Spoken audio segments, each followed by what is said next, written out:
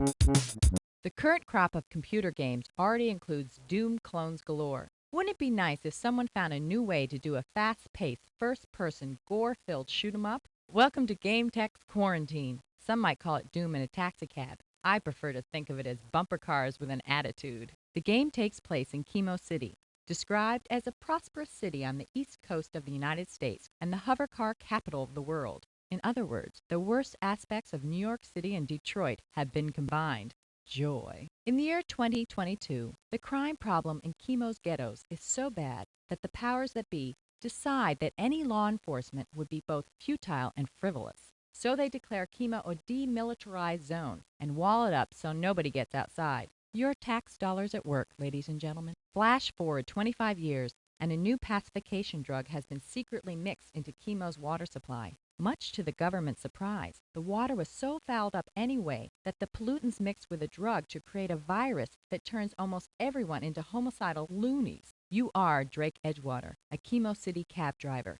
and you have the good sense to want to get the heck out of Dodge. Obviously, this is not an easy task, but you do have your trusty modified 52 checker hover cab, complete with machine guns in the headlights. So, do you just charge through the evil city streets, mowing down every other car and pedestrian in sight? Yeah, pretty much. But every now and then you pick up passengers and deliver them as quickly as possible to their destination. If they turn out to be dangerous, or just plain annoying, you can always use the ejector seat. Passengers are important because they give you cash, and you can use that cash to continue the modifications on your cab. These modifications include heat-seeking missiles, buzzsaw blades, and lots of other stuff that would make Speed Racer drool. To get out of Chemo, you're going to have to make it all the way through to the wharf on the coast, the only place that isn't completely walled off. The only way there is through the downtown, the park, the old part of town, and the projects. It's a good thing you have your map with you.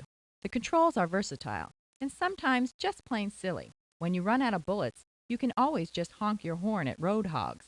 And don't forget to make liberal use of that curse key. I mean, you're a cab driver, for crying out loud. While this is certainly not going to be an easy game, you'll get lots of cheap satisfaction from running over nameless, helpless pedestrians. Or, if you prefer, you can mow them down with any of your weapons and see an appropriately hideous effect. Ah, sweet carnage. Start your engines now, if you like. But Quarantine isn't going to be released until November.